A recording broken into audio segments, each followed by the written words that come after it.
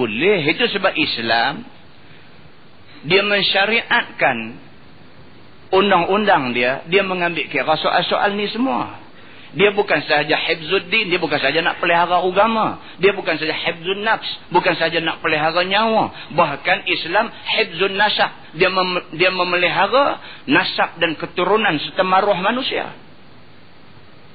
Kita tak boleh gopoh, kita tak boleh buat kalang kabut, nak tuduh orang, nak dedah aib orang, nak tak boleh macam tu. Kalau kemudiannya didapati tak betul apa hak kita kata, macam mana? Tidakkah itu menjadi satu susah kepada kita? Malu tu mai ke kita pula. Satu dunia, bukan satu negeri, bukan satu negara, satu dunia duk tuding jari mai kat kita lah ni. Di mana pula kita nak letak diri kita? Ini yang kita duk pesan selalu. Dunia ni bulat. Kalau hari ni kita buat zalim orang, esok orang buat zalim kita. Orang tak buat zalim kita, orang buat zalim dekat anak cucu kita. Kalau hari ni kita malukan orang, esok orang malukan kita. Kalau orang tak malukan kita, orang malukan anak cucu kita. Kalau semua manusia ambil ingat benda ni, tidak buat zalim pada orang, tidak buka aib orang, tidak buat benda-benda yang tak elok pada orang, Allah Subhanahu Wa Taala pelihara segala aib, segala benda yang ada pada diri dia.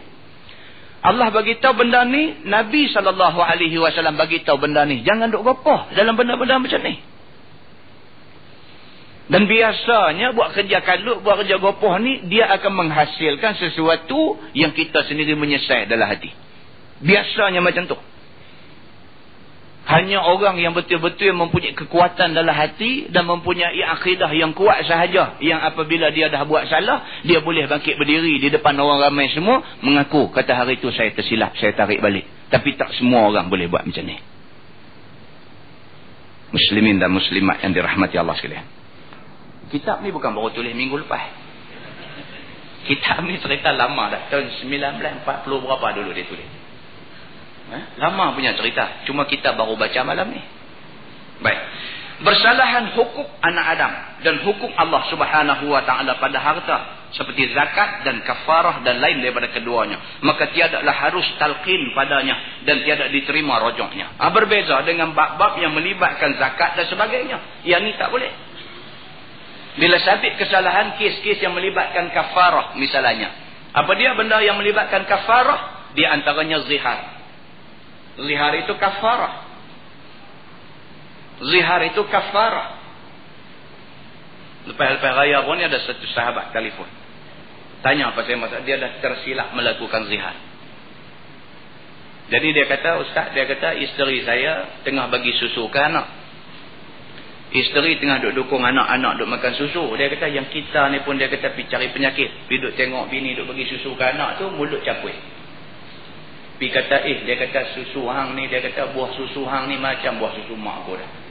Pum, jadi zihar. Tak tahu lagi.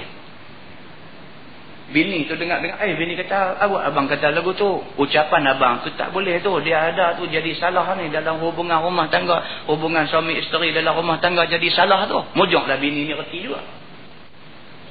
Dia kata nak salah apa? Dia kata, dah salah. Abang kata lagu tu salah tu, tak boleh. Tu saya tak tahu ada perkataan Arab tu apa tu, dia kata tapi cerita dia perbuatan tu tak boleh. Jadilah tahu banyak tu pun. Macam kita tak erti tajwid. Kan? Orang tanya kita ni alif, lam, mim. Lam tu berapa harakat? Kita boleh habaq 6 harakat. Mim berapa harakat? Mim 6 harakat. Orang tanya tu dari dalam hukum tajwid tu nama apa yang tu? Nama aku tak ingat. Tetapi kena baca 6. Cukuplah 100 pun. Daripada hampir tak tahu bang pun. Daripada duk baca lam. Alif lam mim dia baca lam bunyi. Jadi kita pun tak nak dengar Quran ke apa kan baca ni. Teruk lagi.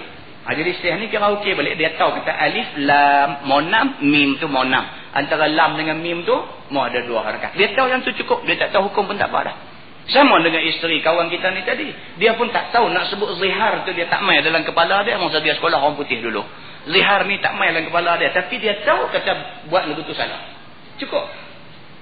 Telefon mai kita kata yang tu zihar. Oh zihar ni jadi lagu mana zihar ni Ustaz? Kita terang kat dia balik cara ringkas satu-satu. Oh Habislah ni kira lagu mana. Jadi saya cerai bini saya kan lagu mana. Dah, kata zihar ni dia tak menceraikan suami, isteri tidak tercerai daripada suami. Zihar ni cuma tertahan hubungan suami isteri untuk sementara. Sampai bila dia kata? Sehinggalah dia menyelesaikan kafarah zihar. Kafarah zihar ni macam mana Ustaz? Mak kita faham kafarah zihar ni kena merdeka ke seorang hamba. Tu nak pergi cari tahu mana? Dia nanti main buah tu. Nak pergi cari tahu mana? Memang tak ada lah ni. Kita pergi nombor 2. Nombor 2 kena puasa syahraini mutatabi'ain. 2 bulan berturut-turut. Allah teruk baru habis Ramadan sebulan. Nak main 2 bulan. Tak ada ke boleh kira sikit, bagi ringan sikit kan? Kita kata yang ketiga, it'am sittina masakin, bagi makan 60 orang miskin. Yang tu lega sikit kan? Kalau saya buat kenduri di rumah anak yatim boleh tak Ustaz? Anak yatim miskin lah kan sebenarnya.